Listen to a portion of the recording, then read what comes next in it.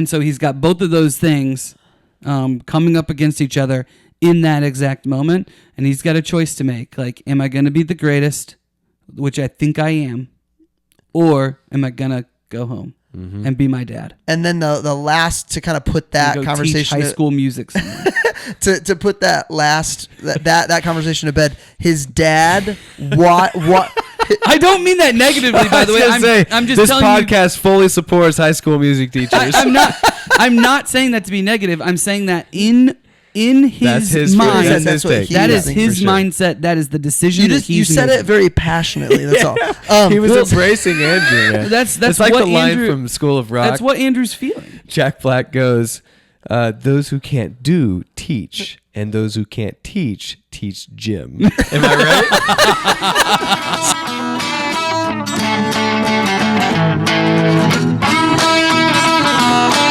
Welcome to The Cover, where three Hoosier friends judge books by their covers and movies by their trailers. That's right. I'm Brett, here with my fellow Indiana natives, Remington and Marcus, ready to dive into the stories that keep us up all night and occasionally put us to sleep. Whether you're a bookworm, movie buff, or just here for the witty banter, we've got you covered.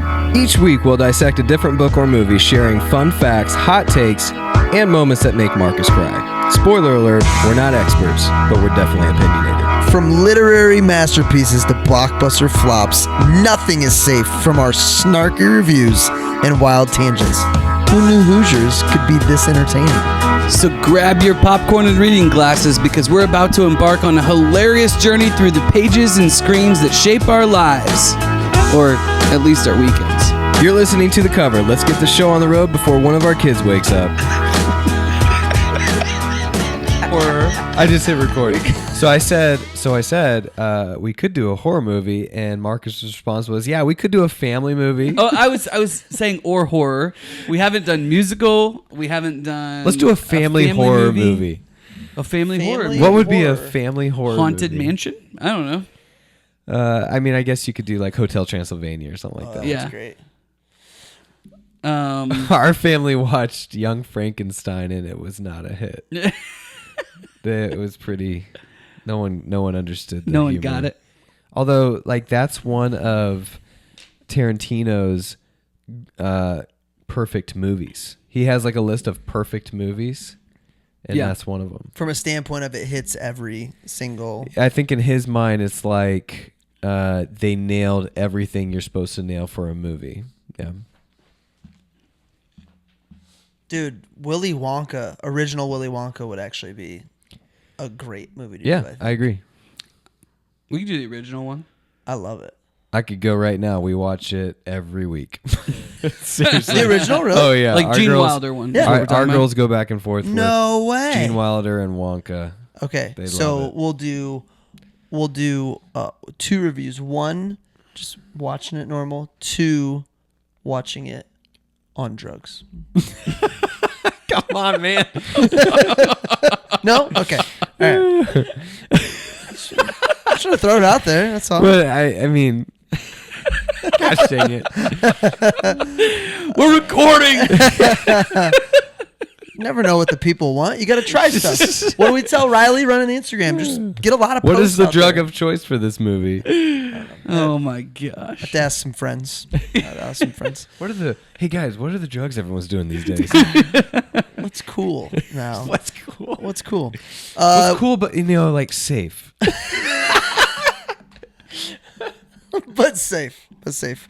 I'll tell you what's cool and safe. Books are cool and safe. I like books. Rem and I both next steps of our book endeavors. Rem, where are you at right now with book launch, everything? Supposedly, this last round, in the next 2 weeks, I should have the manuscript if everything goes as planned, and then it would be off to the races with publishing. Who all did you have read portions of anyone before professional editor? So my dad has been helping me along the way, different stages. He actually helped me do the outline. He'll do the beginning and the end, basically. Got me off going. And Kelsey has read all of it as well. And Kelsey's your wife. She's hip to that crew, to the realtor world. Yeah. Yes, that, and she's actually a journalist major, so Oh. she's looking from the lens of just From good writing. Stanford. From Samford. Oh, Samford. With a Minor difference. Okay. with an M. Yep. The Harvard of the South, I'm told, and I'm pretty sure she's the only one that calls it that. And and when she hears this episode, she's gonna be so angry that I Are said their that. colors red? I would or love red? to hear. Hey, if you're from Samford, or Samford. if you've graduated from Samford and you also call it the Harvard of the South, please write into the show. I think I can help with this Stanford. Right? There's an M on the end. There's Samford. and there's no T. Yep. Yeah. Yeah. But All that's right. me. What so about this should you? be last round of editing. This should be is your hope. Yeah, we're right there. We're Yeah. right there. We're good to go. What about you? So I had 6 or 7 trusted friend cheerleaders that I invited to read and make some comments around anything they wanted to. About a month ago, got a lot of feedback. Both Rem and Marcus were in that crew, and to my surprise, they asked for more stories. And I think that when I was writing, I was thinking I didn't want to have too many stories, but they love the stories, so added a lot of stories. And then professional editor got her hands on the first rough draft manuscript last week, and then I'll get her first round back like next week. By the way, professional editor I was connected to is a sister-in-law of a friend of the show, Justin from Connecticut. Whoa. Yeah, pretty great. So this is the edit. Do you mind sharing what they charge? Like, is it $3 per word, or three cents per word? She formerly worked at at Penguin Publisher, so was part of that big machine. Yeah.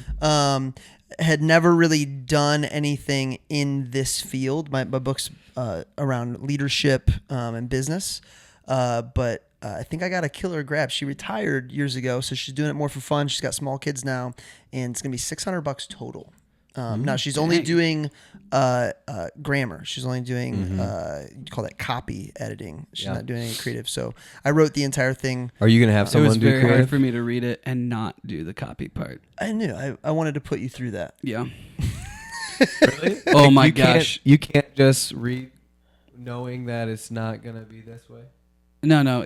I mean, Content. I once I got going, I was reading it a lot faster because of that. But a lot of times, if I edit people's resumes or if I edit yeah, like you different definitely things wanna that they see. like, I'm always looking at ways to shorten it or make it better, make it more clear, those kinds of things. And man, as I was reading it, there were so many changes that I was like, oh, this would be perfect to change here, and I would highlight it and be like, oh, no, that's not what you're doing. That's not what you're here to do. What? Just colons and semicolons are so fun, even if you don't use them right, Marcus. It's just the average person knows what I'm trying to do. No, I mean when I do, like when I look at my writing, I often will tell, like, whether it's anybody that I'm helping to like edit things down, I'm always saying, hey, we've got to cut a lot of this. We got to make it shorter. We've got to make it this or that or whatever. And it's the case with mine. I thought you were gonna say, yeah, when I'm coloring with crayons with my kids, I also like to do those things. Good writing is good editing. That's what I think. Or Yeah. good editing is good writing, I guess. Yeah. Well, that's why I'm paying somebody to do it. There you go. I mean, with the advancement of voice to text in the last 10 years, most people are writing by speaking. And so there is a ton more editing because you're not actually physically writing. Oh, interesting. Yeah. Or if you're like me, you talk to text to the group chat and just let it fly. Yeah. Whatever it says. Let it Apparently, the Lord fly. wills it. Because why am I doing that if I'm going to take the time to edit it anyway? I guess not. Welcome to the Cover Podcast. One of your hosts speaking right now. My name is Brett Wiggins. And as always, to my left, editor, dad, and fellow host, Marcus Mangus. Marcus. Marcus, he said that like when you call Google Voice, please say your name, Marcus, or when you're trying to get through to Okay, somebody. so Marcus Mangus. What's the weirdest way you have to say somebody's name for Siri to call them? Like, I don't really use Siri. oh like that. man, I had nonstop. It's Logan. I have to say, Chody. call Logan Franca. Yeah, Franca. Logan Franca. Siri says my name like Mangus or something like that. Main. I think, but if you say it enough, it will start to correct. I think. I got a friend named Chris Chiotti, and when I call him, I have to say, call Chris Chiotti. He's an Italian mobster now. Yeah. To my right, fellow soon-to-be author and host of the show, Sir Remington Ramsey. Sir Rem. Remington, what are we covering for this episode? Let me tell you what we're covering today that I'm going to put so much red ink on. Brett's birthday wish movie, Whiplash. And by the way, you cheated because you know I love this movie. So I pick a movie that is fantastic, revered, loved by the masses. And Brett, so what did you rank it? Was it a 5? The path is narrow, Rem. What did you rate? I gave Casablanca a 6. A 6. Which Our discussion was a 9. Yeah. But over the course of the discussion, I think you realize that you might rate it higher now. Yeah, but that would be cheating. I felt like that would not be right. I appreciate that. I like that. But yes, he chose, so back-to-back episodes, he chose Whiplash, knowing that I also love that movie.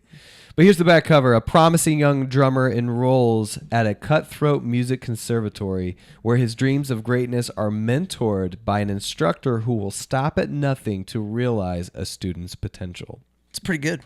It's pretty good. Short. Marcus, would you do any editing, shortening of that? That's pretty solid. I bet you can do better, though. I bet I'm going to go for 9 I bet you can do words. better. What I knew going into the first time, I think the first time I watched Whiplash was at home. I want to say it was on Netflix, and I think I didn't know anything about it. I think it was just one of those nights where it was like, hey, let's find something to watch, and came across it. And I'm guessing the Netflix preview was a J.K. Simmons intense moment, and I was like, all right, let's do it. I don't know that I'd ever seen J.K. in a role like that before this one. So no, he was always in like smart comedies. Yes. Like Thank You for Smoking. Man, he's the alcohol guy or the cigarette? Thank You for Smoking. Thank You for Smoking. I love that movie. Great I love movie. that movie too. Which one is he though? Is he alcohol or is He's he? he's the head of the smoking lobbyist. Oh man, yeah, good. And Farm Bureau Insurance. We are farmers. I mean, J.K. is one of the best just character actors that we have. Of the 3 Academy Awards, was he one of them? Yeah, he was the winner Yeah. of Best Supporting Actor. Yeah. So good. Rem, what'd you know going into? Which, by the way, I did not win Best Picture. I thought it did. No, it was It was beat out by the other was it- awesome art house film that we love, Was it Birdman. Birdman? Yeah. That's a great year. I couldn't Yeah, remember if it great was year. I couldn't remember if it was Birdman or Spotlight. They all came out as Spotlight was the also? year after, I think. But No, we year after Birdman was Oh, that's right. So Revenue. it would have been before. So it was before. Spotlight did win. Yeah. Yeah. So. Wow, what a great year. Yeah. What about before you watched it, Rem? What'd you know? I think, if I recall, either you told me or I told you. I think you told me to watch this. I told many people about it as soon as I watched it. Yeah, and that was, that was it. I was like, okay, cool, pretty intense. Don't tell me anything as usual, and let me figure it out. Did you guys know this came from a short? Yeah. So I don't know much about shorts. Like, I don't know much about that world. Like, why would you even create a short? Like, a ton of people do it because... What's the average time length of a short? Is it like 20 Well, a lot of 20 times a minutes or short something? comes out of like UCLA or one of these like film schools. Sure, like it's a things film like that. school. It's Remember like Pixar like that. When I first started hearing about Pixar was all shorts. But the interesting thing about this, Damien Chazelle is the writer and director. He actually wanted this to get picked up by a studio and was pitching it and could not get anyone to do it. So he's like, okay, we'll just basically do a short and submit it to Sundance. And once it won a bunch of awards at Sundance, they're like, okay, we'll pick it up. And then they were able to make the movie. Good for him. So I actually watched the short last night after the movie. Oh, did you? Yeah. How long is it? It's 18 minutes. Okay. And essentially there's only 3 characters that are the same in the movie. JK was the central character of that, but it does not have Miles Teller. The other character that it had is the drummer that he is understudying Tanner? for. Yes. Yep. The one that says "Move my pages." Yep. And then the only other character that's also in the short, I'll give you a second to guess. It's like this random character, but he was in the short. The band teacher? No, not first, the band teacher. first year? That guy's actually in an episode of Newsroom. Oh, nice. You guys aren't going to get it. It's the kid that cries and gets kicked out of the first scene. Apparently, he did such a good job. They're like, okay, we'll keep you in the movies. Like, so the short is essentially the exact. It's that first scene where he comes in, and it's 2 scenes, which is the whole short. It's him saying in the hallway, "Hey, tell me about your life," and he's like, "My mom's out of the picture," and all this stuff. And then so he's really kind, and then he goes in and completely obliterates him and throws a chair at his head. That's the whole short. Is those 2 paired scenes. And so it was originally. So I read a fun fact that said it was originally supposed to be like a thriller. Like a psychological thriller. I was like, what do you think this is? Like, that's exactly what this is. Yeah, I agree with you. I agree with that. Yeah. Huh. Marcus, what about you? What'd you know? I don't think I knew much other than who the actors were. We definitely saw this one in theaters. Cool. And, you know, You see a lot in theaters, don't you? Oh, yeah. We love going to movies. We just went last night. What'd you see last night? We finally saw Deadpool and Wolverine. About as much cussing as there is in this movie that we're about to talk about. So I forgot. I definitely forgot. So if that's a problem for you, definitely earned then his R rating. Don't watch either of those 2 films. But yeah, we love going and seeing movies together. As we try to do date night once a week, and so we'll see at least probably 1 movie a month. And in theaters. Yep, in theaters. Do you have a membership? I don't. I should probably do Favorite that. theater? We really like flicks. I think we saw this at the Keystone Art one. That's where we see a lot of my favorite movies because they're art house. They're more independent. Is Deadpool and Wolverine? What is that in? Is that there's a multiverse? So is it? It's not Marvel. Is it? Yeah, it is Marvel. Okay, it's a whole Okay. Well, because since the last Deadpool came out, Disney bought Fox. Got it. And that's so why now, Wolverine now is X-Men and Deadpool and everybody, they're all part of the Marvel. So it's a whole that's great, hilarious part of the storyline, and Ryan Reynolds really leans in to that. That's awesome. So watched it in theaters. The only one of us to watch in theaters. My favorite, by the way, Imagine over at I like Imagine. Hamilton. I agree. Great. I think heated great seats, cool seats. I like that one. That one we go to the most probably, but I haven't been there. Flicks is fun because you get the food and you can order. Have you ever done one of the love seats up front? No. We've talked about that. No, I haven't. On the show? Yeah. I thought you and No. I thought that's how you guys go and watch. We went to the ones that lay completely down. Oh no! That's I'm talking about. There's actual love seats that sit like like the cuddle seats. Yeah. I think we talked about downtown Circle We Center. also talked about the love seats. Okay.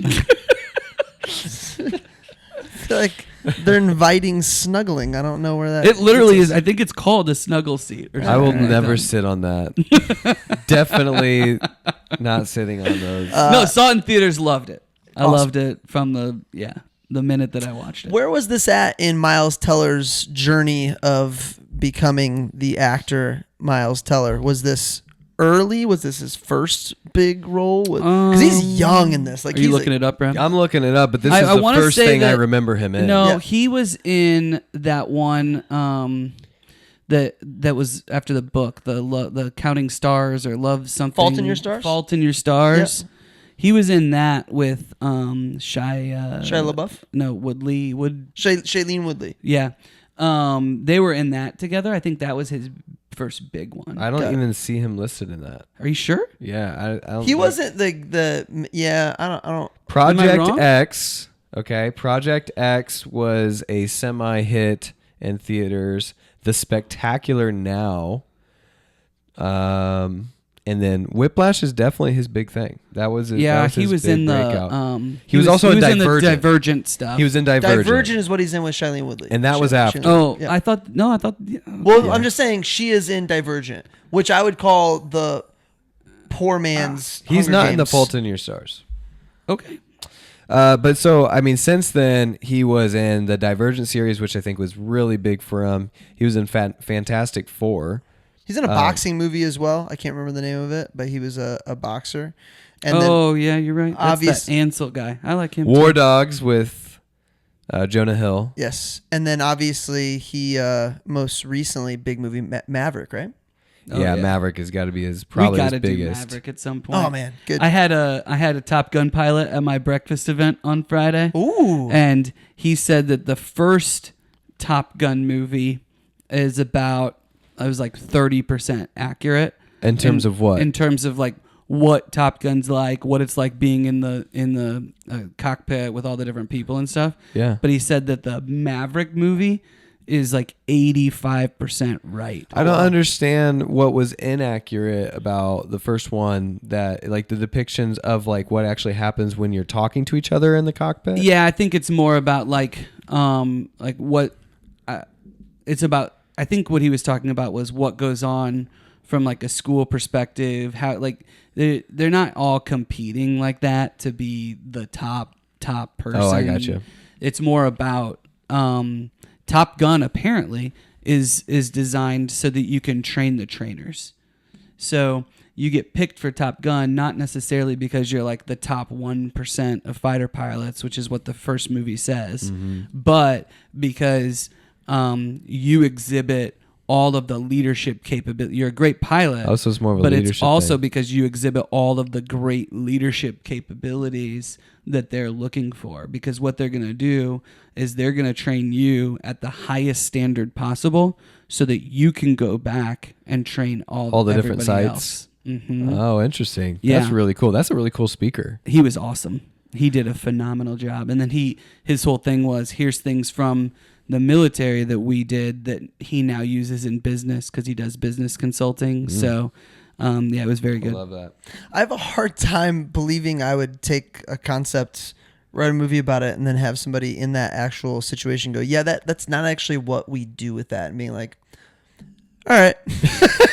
Well, and then just roll with it. I can tell just from interviews and things that Tom Cruise was pretty maniacal about getting it right. Oh, for the sure. Second for time this one. around. Yeah. I mean, the very intro of the movie is a 1 minute video of him explaining how hard he worked to make sure that you are put in the scene, like in the cockpit, like these are real engines. Yeah, and these actors had to really go in there and deal with those G's and stuff like that. I mean, Right. it's crazy.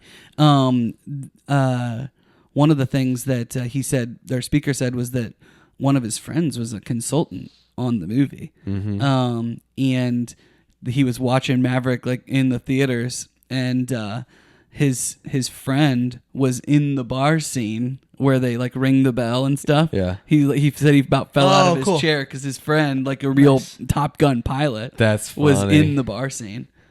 Pretty That's cool. cool. That sounds like a good Actually, that's breakfast one to of get the invited to. to bring that. You did get invited. Oh. Okay.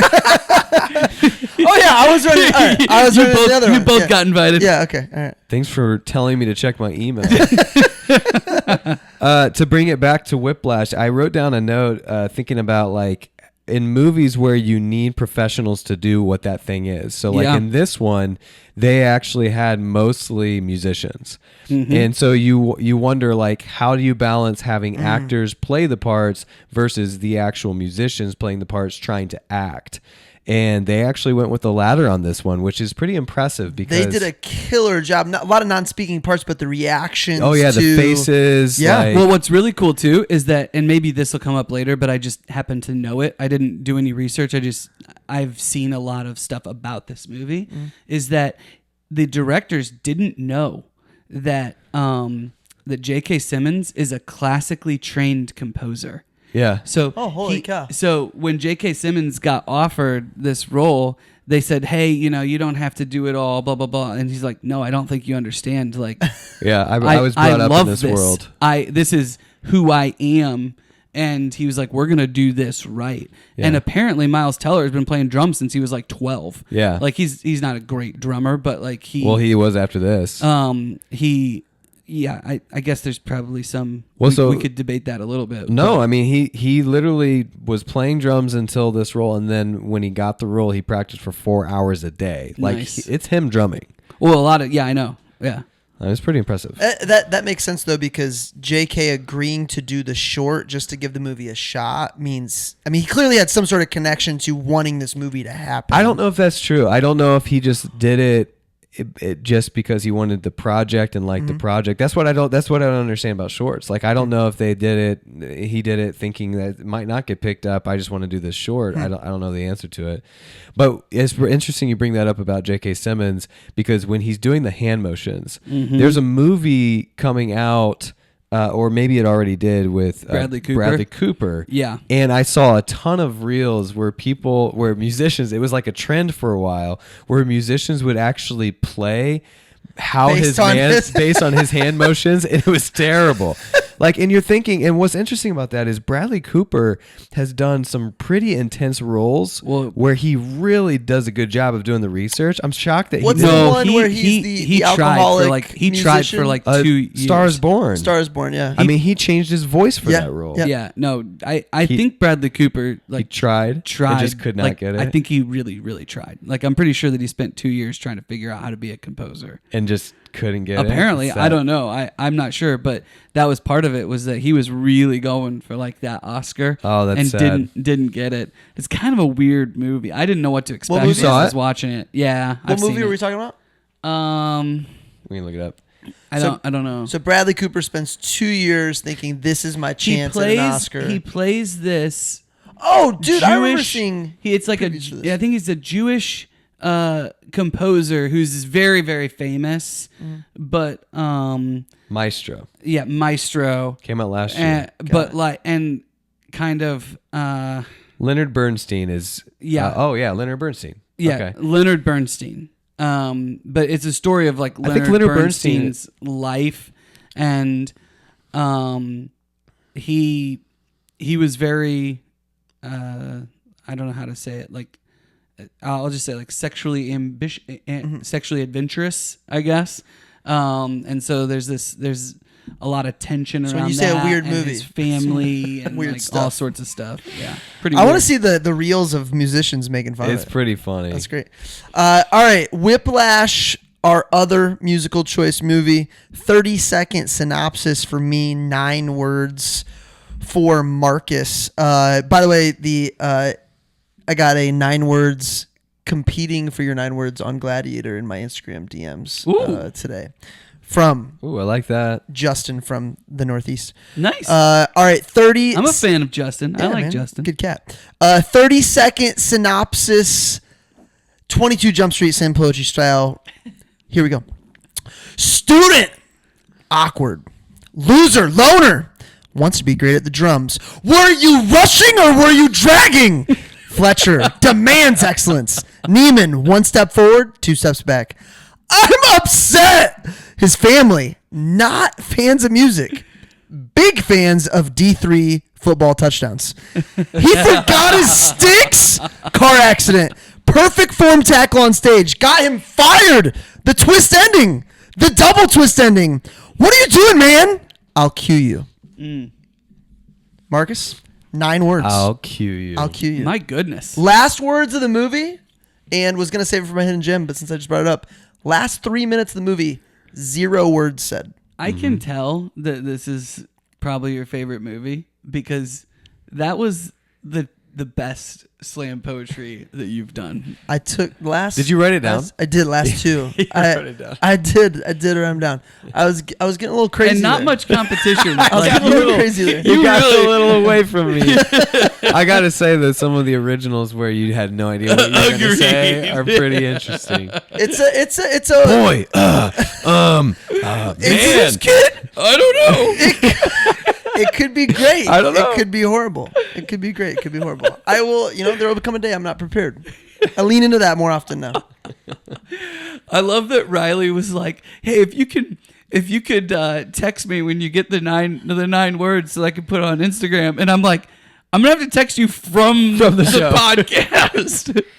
How amazing of you to think that I am that prepared. Yeah, For this exactly. situation. She clearly hasn't worked with me enough. No. All right, here we go. Maniacal kid meets maniacal teacher, and they pursue greatness. I will tell you right now, for those of you not being able to see Marcus, by his fifth word, he was like, how are we getting there? how are we getting Well, there? I figured it out earlier, but we've had like 15 minutes worth of conversation since then. How are we getting there? All right. Yeah. And to answer your question, yeah, it is my favorite ending to a movie of all time. Not my, and I would But say it's probably top 5 for you. I think, I don't know. I don't know. Okay. And there's a difference between We favorite definitely movie. need to start making those lists because I think those would be interesting and be a lot of fun. I think I'd like to do it for myself because I don't even know Yeah. the answer. But we've discussed before. There's a difference between favorite movie and best movie. Sure. I think this is one of my favorite movies. Definitely I'll the give you a best. great example. Galaxy Quest is one of Oh, my I favorite love movies. Galaxy Quest. But there's no way people would rank that as the best movie of all time. No chance. Or even best comedy. No chance. But it is that one of movie my is favorite so movies. funny. Yeah. It is interesting. Most of my favorite movies that would not be a best movie are comedies.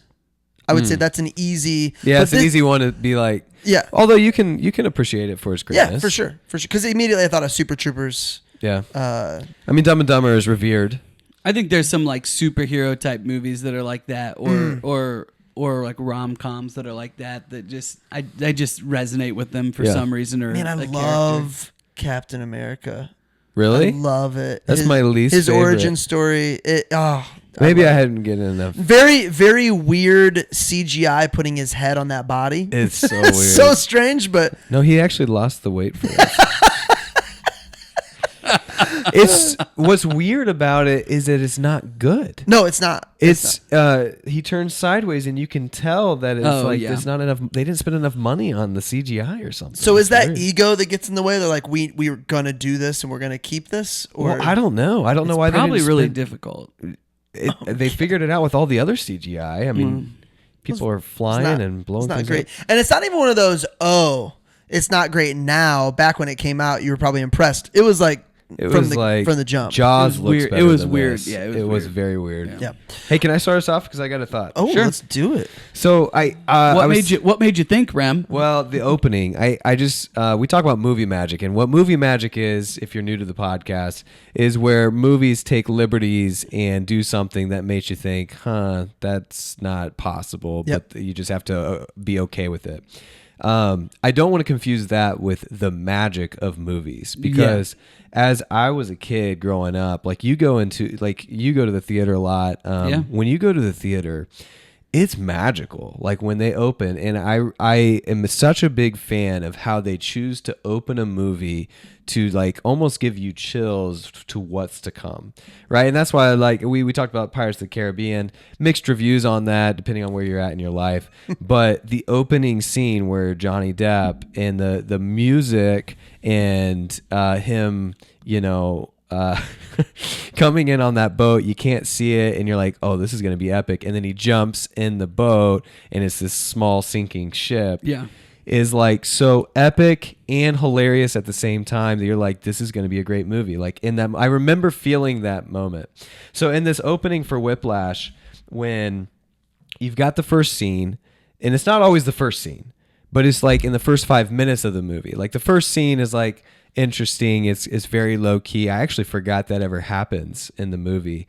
But the scene when he walks in and people are soldiers and staring straight ahead, 9 o'clock on the nose hits. He walks in, slams the door. Your hairs on the back of your head, neck raise. It's whoa. And then paired with the part where he tells Miles Teller, you made the cut, be there at 6. It gave me the feeling of underground, the skulls. You remember underground societies where it's everyone knows, but no one talks about it. It's not written down anywhere. You just know that it's going to be epic.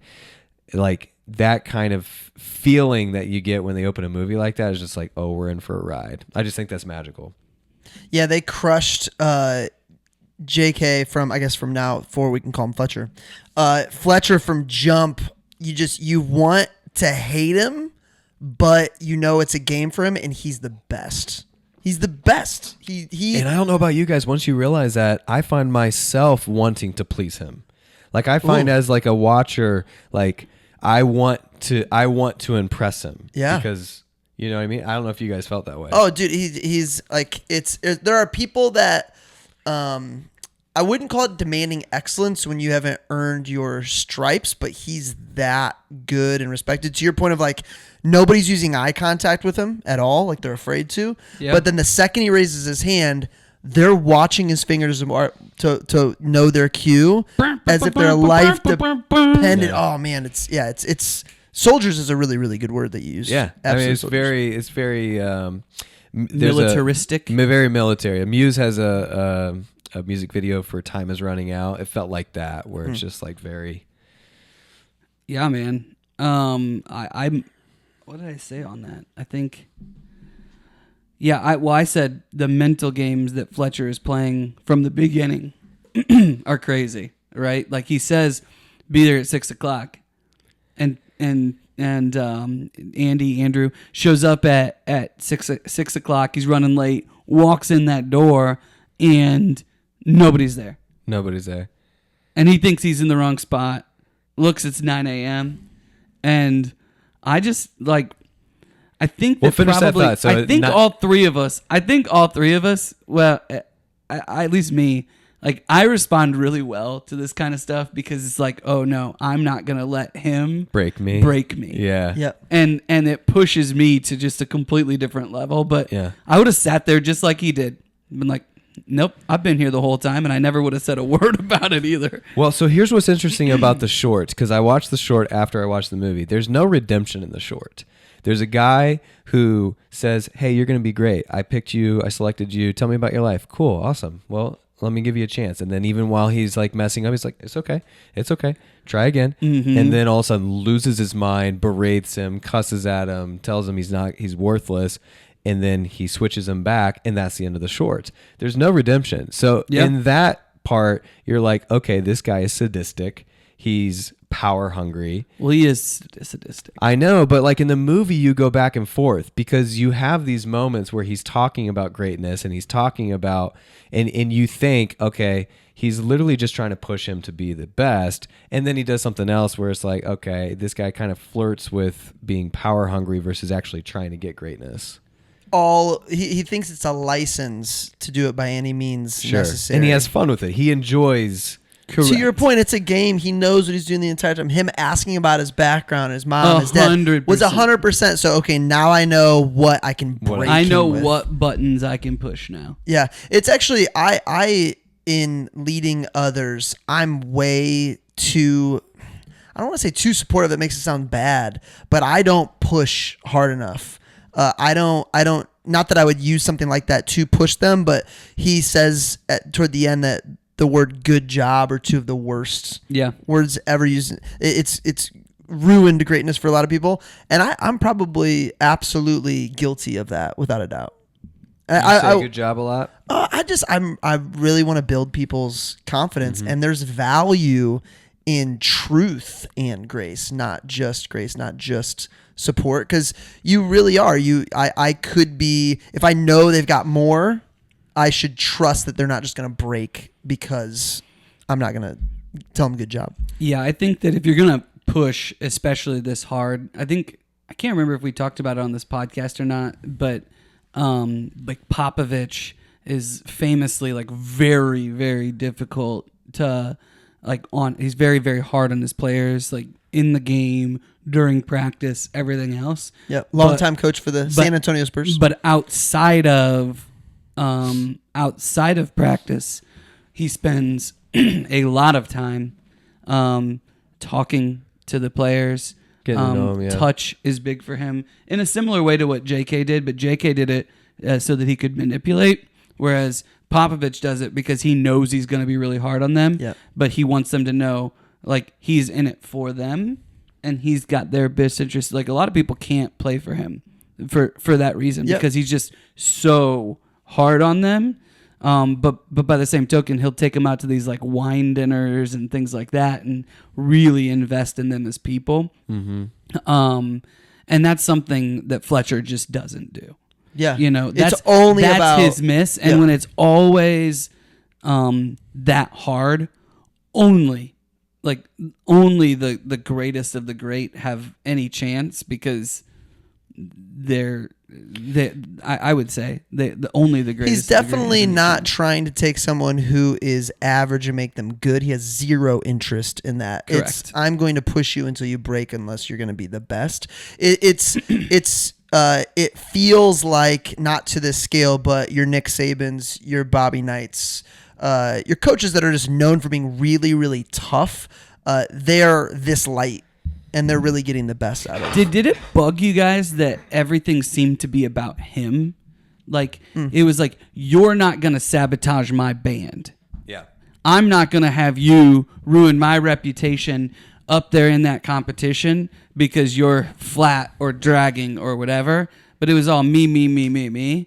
That was tough for me. I mean, there's definitely ego. It's interesting though, because as you're thinking to yourself, these are the scene where he makes the three drummers play off for hours to figure out which one can actually play the song. They go until 2 a.m. They go until 2 a.m. Yep. For the total practice. All three drummers are bleeding and exhausted. It makes you wonder, wow, it's really easy for you to just sit there and scream at people.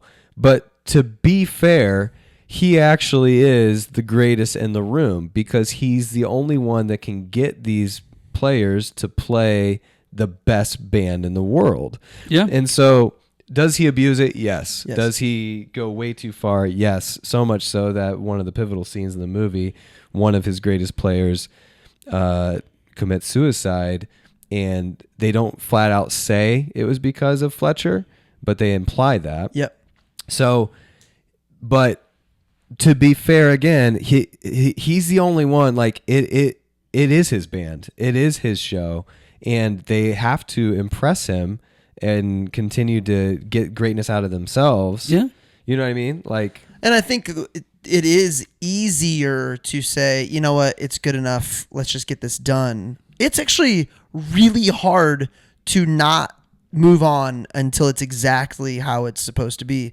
So yeah, to your point earlier, hey, it's easy to just sit there and yell at people. Like, it's actually, I think it's really, really hard to make that decision. it's hard. It's hard to not want to let people off the hook. Yeah. Because it's much easier to be like, okay, that was good. Let's move on. Yep. Yeah, I agree. I do agree that is a difficult, because you know that they're gonna hate you or whatever. But if you're doing it truly like for their good or to help them rise to a level that they didn't know existed, Yeah. you know, I mean, I've been very hard on people that I'm typically harder on people that I know have a lot more in them or can be a lot better, and they're just not living up to it. And yeah, there's times where you just know you've got to go to that place, even if it's not who you are or who you want to be as the leader. Like, it's like, well, for them in this moment, I've got to be really tough on them. But Can you guys never let up? would be define distinct differences on how you would coach a pupil or someone under you versus how you would talk to your kids? Like, what is the difference? Because the techniques, for me at least, are the same. You care about them differently but the same. Yeah. And you want them to be great differently but the same. So is there any distinct differences that you would do for your kids versus someone like on your sales staff? I think with my kids, it's probably easier for me to be patient because I know they're not going anywhere. Like, I know there's a sense that I've got the long game to play. Whereas with people I'm coaching directly in my work, it's a little bit harder to play that long game because there's no tie beyond this work we're doing. Now, if I have the relationship built, as you were talking about, Marcus, and we've worked together for a long time, and I've got that long-standing equity together of we're building something, I think I'm able to be a little bit more patient, but that'd be the biggest difference. You're in a slightly different. I mean, I feel like you're in a slightly different position than many other people because a lot of the people that work for you, you're only going to get a month or two with them. Right. There's a lot more urgency. Yeah. You know. And then I think probably there's that second tier of leaders or the managers that you're training that are under you that you could be tougher on. I think to answer your question for me, Rem, I think it's okay to expect a lot out of your kids and to push, like to push them to be great, or to push them to exhibit the right kind of habits and to do the right kinds of things. Like, that's okay. But they also have to know that they're loved no matter what. Right? Like, that however they perform in any given thing doesn't change the fact that you love them. And if you miss that as a parent, then you can do some real damage. And I think, but obviously it's a different type of love for the people on your team. Yeah. But do you feel like you still have to have that same kind of mentality for someone on your team where it's like, or is it different where it's like, listen, if you don't figure this out, you're gone? Well, at some level it's different because, you've got a business to run. Right. Like, you're paying them to do a job. Like, you're gonna, at some level, there's a minimum level of expectation, and then there's something that you're gonna call them to rise to. Right. If they're not able to accomplish the smallest things, then you're going to have to fire them. Yeah. That doesn't mean that there can't be a relationship there. And Yeah, maybe it's better for them if you fire them. At a Still minimum, loving But you thing to can't do fire your sometimes. kids. Yeah, allowing them to sink or swim on their own versus my kids, I'm going to show up the same way regardless of their performance. But I think, you have to, like, we're all trying to follow the 80-20 rule in business. That just makes sense. That's good business. Whereas with our kids, I'm not saying, well. Yeah, if I follow the 80-20 rule, I have to get rid of a kid. Yeah, right? You got a lot to choose from. Do you have many options? So do you, Brett. Hey, we're working on it. I don't want to lose sight of the relationship between Andrew and his dad. That was interesting to me. You've got this dad who's either wife or just his the partner that they created Andrew together. They don't get into that, but she leaves. He says she left. Yeah, she just leaves after Andrew's born. So you've got this dad who, all I could estimate was he's kind of doing his best. He's present, but not making really any sort of impact. He's like supportive, but also, I don't want to use the word embarrassed, but not supportive about the music thing that he's doing. What do you think he's not supportive about the music? What do you mean? So at the family dinner, he definitely does not stick up for Andrew. When I think it feels like it's an uncle and cousins at the dinner table situation, maybe over like a fall break or something. It was strange how open they were about being disappointed in a cousin. That's a very close relationship with those. Yeah, with that family. I don't know. His dad was there. It was. Do you think they were disappointed or that they didn't understand? Probably both. Because I felt like they just didn't understand him, and I felt like the dad is worried about I think he was disappointed, but the cousins with someone like Andrew. Like, you just know it's a matter. It's a matter of time. Like, if you're putting your hope in anything other than, we talked about this at the Dad's Day, right? Like, if you put your hope in anything other than Jesus, people are going to disappoint you. Things are going to disappoint you. Greatness is going to disappoint you. I feel like the dad in this scenario is just waiting for the fall. And if he just continues to encourage, Andrew doesn't need any encouragement to play the drums for 8 hours a day. Right. Yeah. He doesn't need that at all. But he wants to be there for when there is a fall. Yeah. That's what I thought. Yeah. Yeah. No, I think he's cautiously supportive, but then it takes his shot when everyone else is piling on. It's kind of the way I interpreted that. Yep. That scene, I wrote down a ton of notes from that scene. Which one? The dinner? They're having dinner, and it's the uncle and his wife and his two kids, which are sports into Rhodes, sports. Rhodes Scholar. The normal stuff that families are proud of. American, very good. The normal things that American families are, because Yes. like it's he's talking about D3 football. Yep. And so Hey, don't here's be the hating thing. on some D3 football. Well, I wrote down that like it's actually really important to be excited about those things. Like if that is your level of skill, if you're not D1, most of the time it's because you're undersized or not as skilled as the D1, and that's why you do D3. Yep. Well, you know what? There's a very small percentage of us that are at the most elite, and the rest of us, we still have to do life, and we still have to get great, right? So talking about how well he's doing in D3 is fine. I'm okay with that. Like if you're going to do it, I want you to be awesome at it. I want you to be awesome at Pee Wee football. Yep. But when you're talking about it like it's like Hall of Fame, Super Bowl, you know, stuff, which is like he's like that's thought what they that were was doing. School record. That was fine, but in contrast to how they Put down Yes. Andrew, or not even put down, Yeah. just it was like he's in the middle of talking and then interrupted. He would say stuff and it would just be They're like, crickets. how's that music thing going? Yeah, They're not even trying to understand. It was the contrast between the two that bothered me. Yeah. Yep.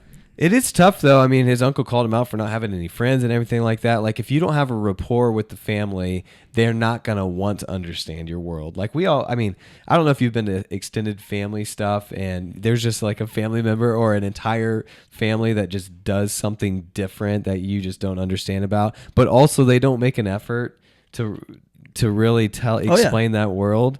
You're not interested in it. You know what I'm talking about? Yeah. Well, I mean, I do know what it's like. Well, good for him, but I just don't get it. You know, like I don't understand. They definitely didn't get it. I support your tone there of like, hey, they don't understand the music. Well, what are they? thing. What are they thinking? They're thinking he's not going to have any friends. He's not going to have a wife. He's not going to have any kind of life, and he's not going to be able to make any money doing music, right? Right. So, like, they could also be like legitimately worried for him. Sure. I mean, I could see myself thinking that. Yeah, and I think the uncle, maybe it kind of came across to me of, you know, your dad's not going to say this, so I'm going to say it. Yeah. Sort of thing. But it is like they make it apparent in the movie like Schaefer is a renowned like School for music. Like Totally. Getting into it is a big deal. Like I don't know, it just it was. But America puts so much stock on how much money someone will pay you for something. Yeah. And so here's what's interesting about the parallelism between Andrew's character and the actual movie itself. This film is one of the lowest grossing movies ever to be nominated for an Academy Award. So I wrote down, at what point does this matter to the artists? All right, the director, the actors, I mean, the producers probably really care about how much money it makes. Oh, the how much it grosses? Yeah. Mm-hmm. So who cares most about it not making money? Do you think J.K. Simmons cares? Do you think the director cares? Do you think Miles Teller cares?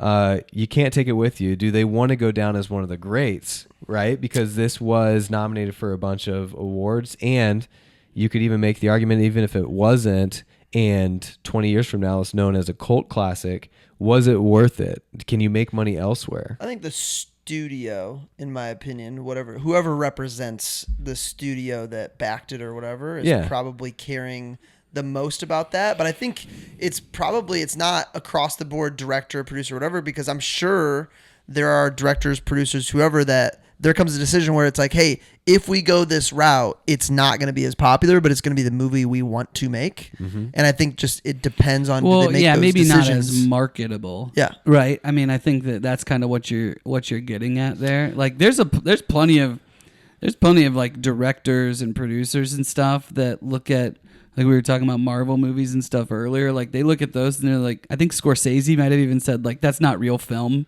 Yeah. Like, and it's like, okay, but that's what people go see. Sure. You know? So that's my question is like, if you had that choice, if you knew, hey, this isn't going to make you $1, would you know what I mean? Would you still sign up for it knowing that you would get the accolades? If I can afford to, I would. Yeah. Because because I do think that there's such a thing as like objective beauty, objective goodness. Seriously, I think an actor gets into it. I'm sure actors want to be rich and famous, but if if they get into it and they have a shot at making one of the greatest or a very great movie, I can't imagine they'd be upset depends about on the that. stage of career and life they're in as well. I mean, there's so many variables, in my opinion, that go into that answer. Yeah, I mean, like Alan Alda talked about, and Matthew McConaughey in their books, right? Like they had to say yes to everything for a long time, but then Matthew And then they started McConaughey saying no to basically just everything. started doing things that he wanted to do that were interesting to him. I have a hard time believing when Johnny Depp says yes to Pirates 5 or whatever they got on, that he even looked at the script and went,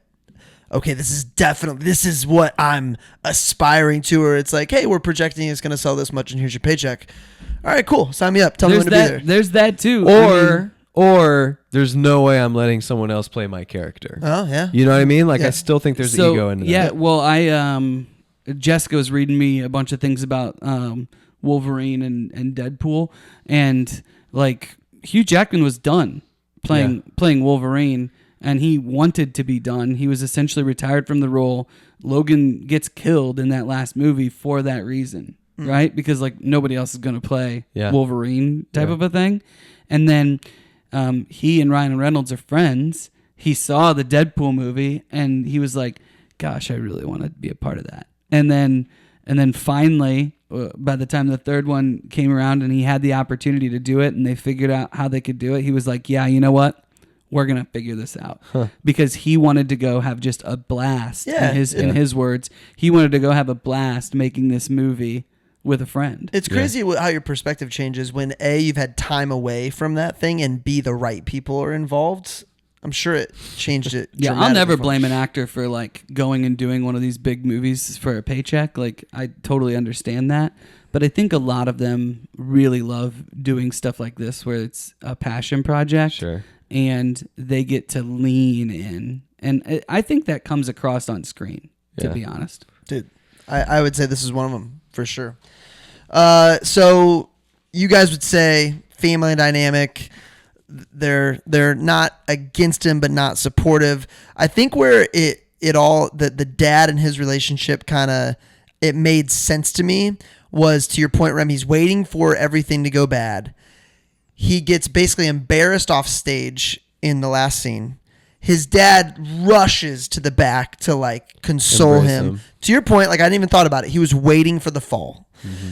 He consoles him, and then his dad says, "Let's go home," and that triggers. That's what woke him up. So, what do you think he's thinking? What is Andrew thinking in the moment that his dad says, "Let's go home"? What triggers him to go, "No, I'm not letting him win," and he starts walking back? Was it that? Was it, "I'm not letting him win"? Was it, "This is exactly what he wanted"? The dad? Or Fletcher? Fletcher. I think it's more about the dad in that moment, and then it becomes about Fletcher. I think in that moment, his dad, who the whole time was supportive but cautious and not at all. Like, it's the difference between an entrepreneur and the guy, it feels like in families, there's generations where one's an entrepreneur, the other one works for the dad, and then another generation of entrepreneurs. He's not willing to do that himself. He's not Miles. He's not the drummer. Oh, and Miles, I think, views his dad as a failure, at least at this point in his life. That's interesting. I think he hadn't until Fletcher really digs in. He's like, "Oh, he's a writer. What's he written? Well, he's more of a teacher. Oh, college. Oh, okay. No, I disagree. I think that Fletcher sees his dad as somebody who Andrew sees his dad as somebody who never pursued any kind of greatness. Yeah. I think he just views it as, I think that's what he's saying. But I don't think he really thought that until I guess I disagree. In that moment, he goes, "You're saying the same thing." No, he's saying that Andrew in the movie never really realized that he thought his dad was a failure until Fletcher brings that stuff up. I'm saying I think that's how he felt about his dad. Like, he was embarrassed that his dad is just a teacher. Yeah, that could be. But I mean, pursuing greatness, when he says, "Let's go home," I think what wakes him up is like, that's what you always do. Yeah. You always just go home. And I don't want to be like that. Well, and then you've got Fletcher's words hanging in the background, like, yes, the Birdman or whatever, the bird. Oh, he goes. What do you? The next one wouldn't be discouraged. Yes. Yes. And so he's got both of those things coming up against each other in that exact moment, and he's got a choice to make. Like, am I going to be the greatest, which I think I am, or am I going to go home and be my dad? And then the last to kind of put that Go conversation teach high school music somewhere. to put that last that conversation to bed. His dad what I don't mean that negatively, by the way. I'm just this telling podcast fully supports high school music teachers. I'm not saying that to be negative. I'm saying that in his mind, that's what he that is thinks, his mindset. That is the decision you said it very passionately. That's all. He was embracing Andrew. Man. That's it's like what the line Andrew, from School of Rock. That's what Andrew's feeling. Jack Black goes, "Those who can't do teach, and those who can't teach Jim." Am I right? So his dad, Andrew's dad, then during the final drum set, they cut. It's a really cool where it's like Fletcher band Andrew, Fletcher band Andrew, but then all of a sudden it randomly cuts to his dad peeking through the doorway, like this very narrow, like you can barely see from the back, and it's like this separation between I'm not supposed to be part of this.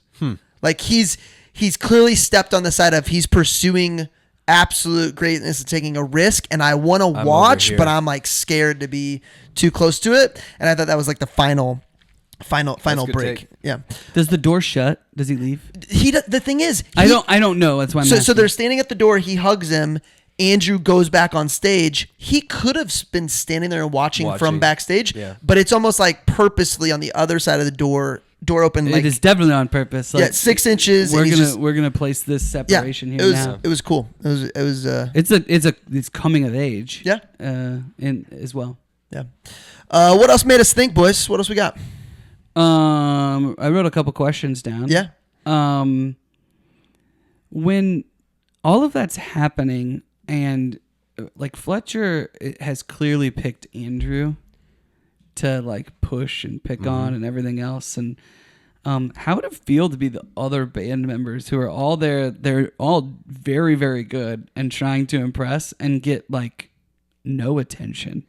I know. Part of you's like they're probably a little jealous. Oh, I guarantee they're jealous of the amount of attention he's putting towards them, even though he's berating them. Well, I think this whole school is set up to get Fletcher's attention, because even when they're in the first year class and they see the shadow outside the door, all the drummers kind of look at each other, and then when it leaves, they're like, "Oh, I guess not today." Yeah. Like they're waiting. So anybody in that studio band is cutthroat, dude. They've thrown away their entire rest of their lives to be dedicated to be in this thing. So literally, they waited 3 hours for them to battle out this drum thing, and still stuck around. So I don't know.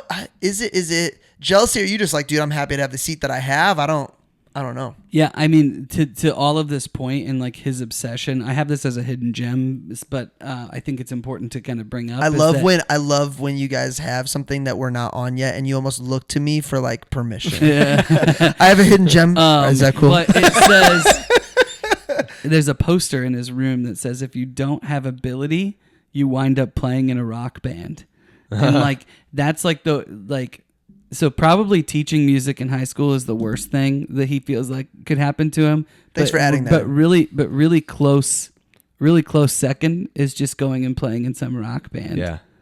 You know, like these people. He says jazz is dying.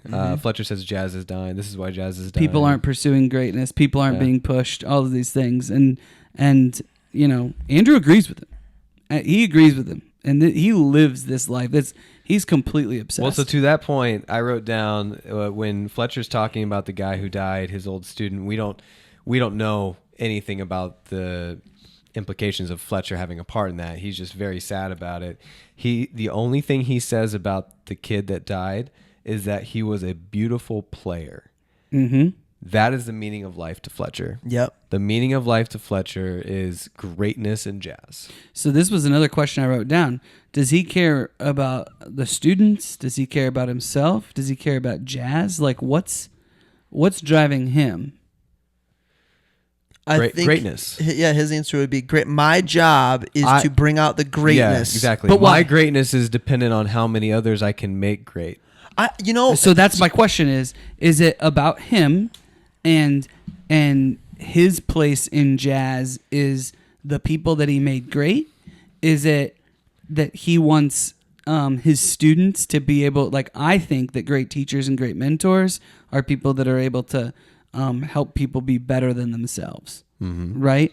That's where the those who can't do teach thing comes in, or coach, which is supposed or whatever. which is supposed to be like a slam, but it's actually it's not. No, I don't think it is either. Yeah, I mean, some of the best managers are different not good skill at sales. sets entirely. Actually, is what I would say. Or is there an even higher calling in his mind, which is jazz in itself? Like, if I'm not doing this, jazz dies.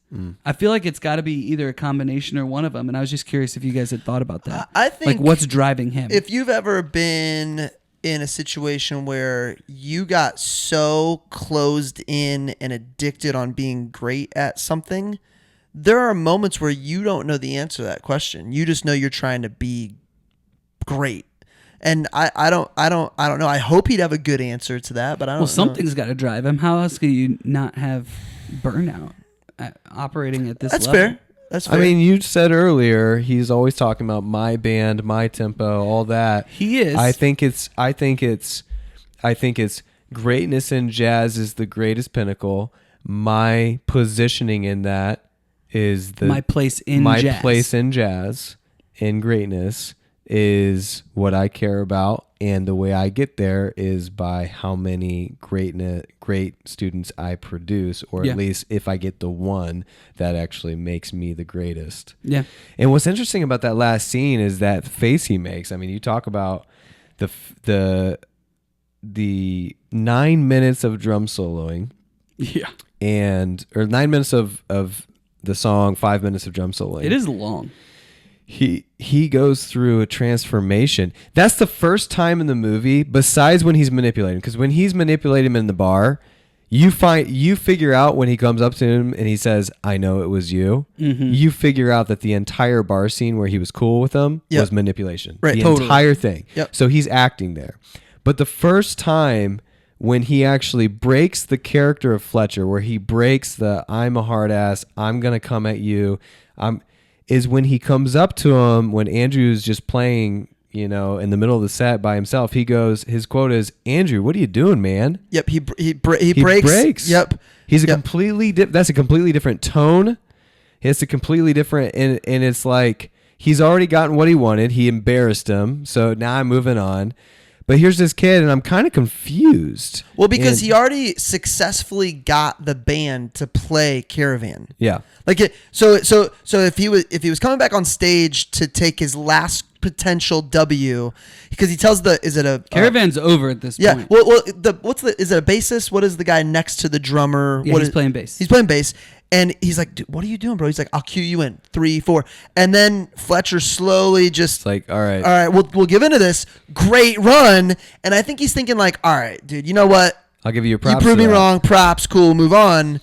And but now what are you doing? We're not done? Yeah. And he just keeps going in a way that's very reminiscent of the solo that they always talk about by the artist that he's constantly listening to, where it just bang and bang. I mean, it's so he's going to fascinating. break him. So he's like, "I'm going to break you." And he's like, "No, you're not going to break me." And this whole movie, they're going back and forth until that finally in Caravan, where it's like, okay, right before that, I'm going to play a song you don't know, and you're going to be embarrassed. Okay, I broke you. Walks back on stage.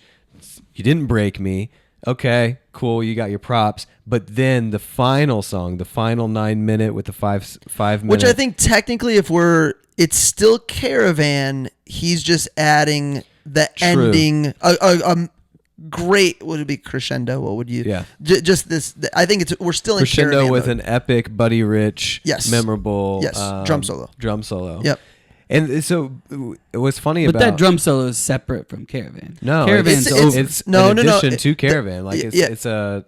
I don't know if it's almost a bridge. like it could be a bridge. it's like a curtain call almost. Yeah, it could be a bridge. Yeah. But and then they crescendo, but then they triumphantly rise together in that moment. You can tell in their eyes. Oh, yeah. Oh, okay. Fletcher and Andrew together. They're working. Now they're working together. hand in hand. Well, together. it starts there, and then, dude, here's the sequence. The sequence is he fixes the cymbal Yep. that falls off for him. And then you're like, oh. And then he takes off his jacket. And you're like, oh. And then they got that. He gets this really intense, like, all right, we're in this. And he gets him to slow down all the way down. Then What is that called, Rem, when you slow down to, is that just retard? Okay. So you get down there and then it's like, all right, it's a retardendo and a decrescendo at the same time. dude, the energy in that. Oh. That, I mean, you talk about non-lyric acting. Yeah. Speaking acting. Yes.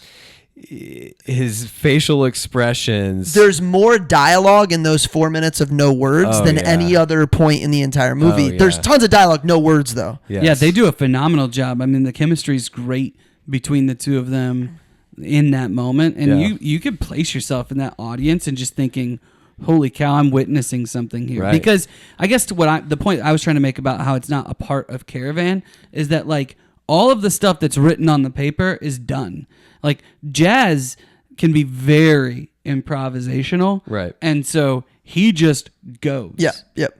And no one knows what he's doing, including Fletcher. And then Fletcher rolls with him and helps him be even better than he would be because he's got a sense for the moment itself. Yeah. He's been waiting for this moment, preparing for this moment his entire life. And he's like, he didn't realize "Ooh, it was here. We've got it." And then he realized it was there. Yeah. And that's what we watch happen. Like, so we could have feels like in real time. We could have a whole podcast on the last scene, really. But the closing moments of the last scene was actually paying homage to the hero Buddy Rich, right? Because you can actually view on YouTube his famous Impossible drum solo, which was like there was pictures all over. Is that the one that they were listening to all the time? They were listening to different ones, but yes, that was one of them.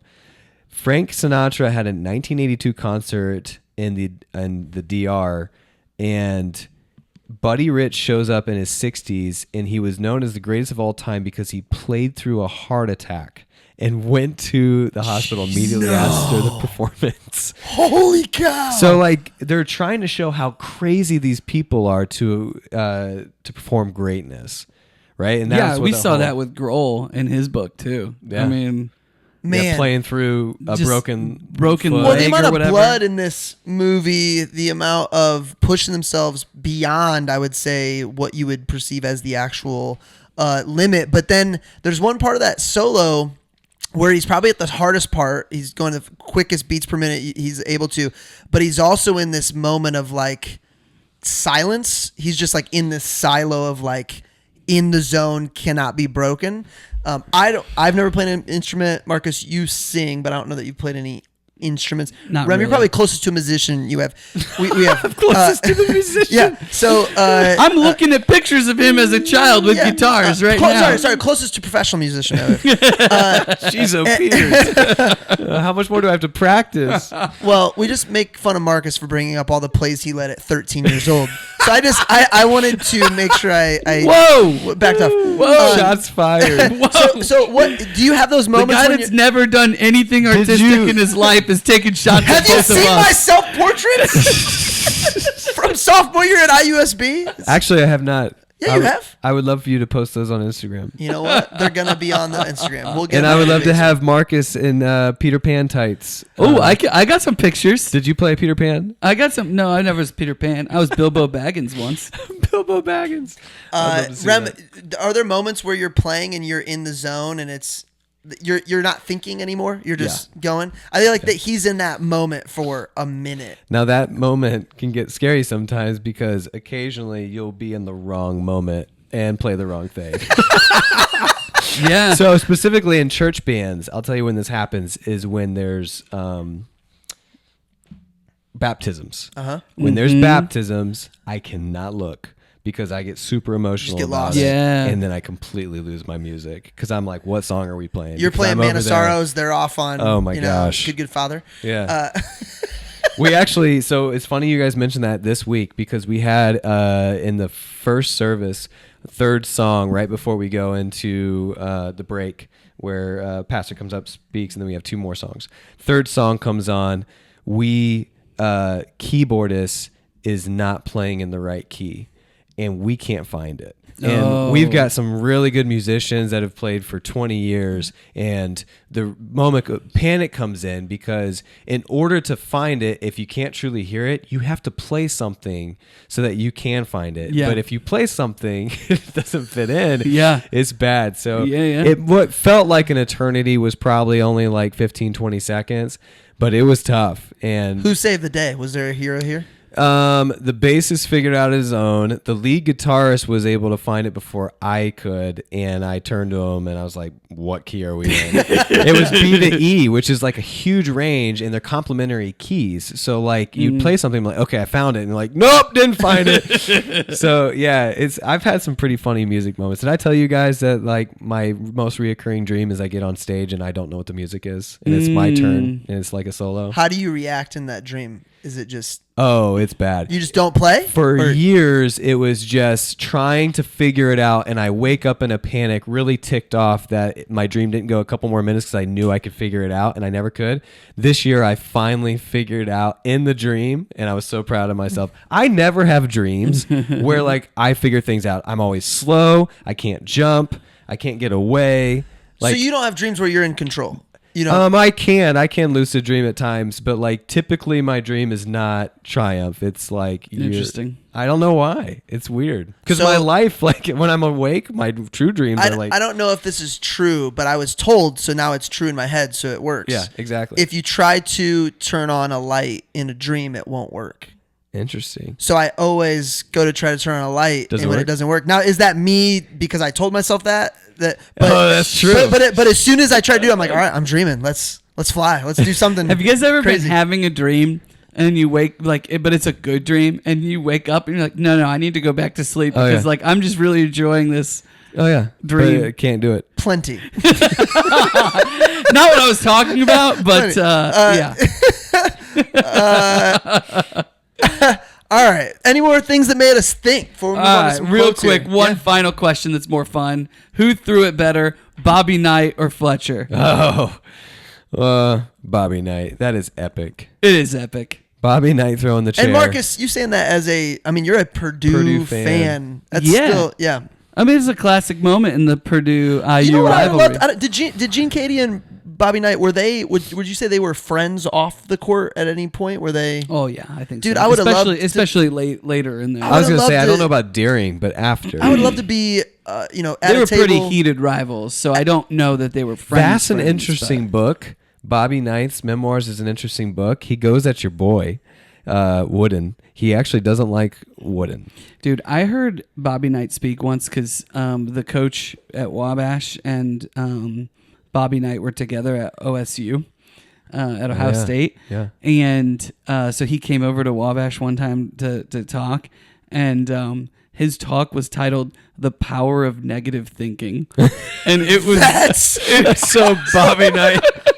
I still remember Is that. that and I where was Coach like, K? oh, Is that this- where Coach K understudied him? Was OSU or is that No, That was West at the military. Point. military? West Point. Yeah. Yeah. No. So was it that Wooden gives on this persona? No. Don't even think Oh, about don't- it. okay. The only thing he did not like is that the assistant coach was doing illegal things to recruit. And Yeah. his argument was Wooden knew about it and turned a blind So eye. Turned a we blind got a eye. Jim Harbaugh situation. And for that reason, he thought it tainted Wooden's legacy. Have you guys watched the documentary over Sign Stealer Boy, Michigan? No. No. Dude, it's so sign stealing is definitely an accepted practice. You just have to do it the right way. Like you're allowed to steal signs and learn them. Yeah. Hearing this guy talk, like he made it, I'm going to become the best sign stealer of all time outside of the, dressing up in other teams' uniforms to be able to get on. Like it's crazy. I always wondered about that because it's like you want me to not look at someone, like it's illegal for me to look at someone who's Yeah. doing a No, sign. and so then when you watch players' initial reaction to this report that everybody's trying to make a big deal, they're like, yeah.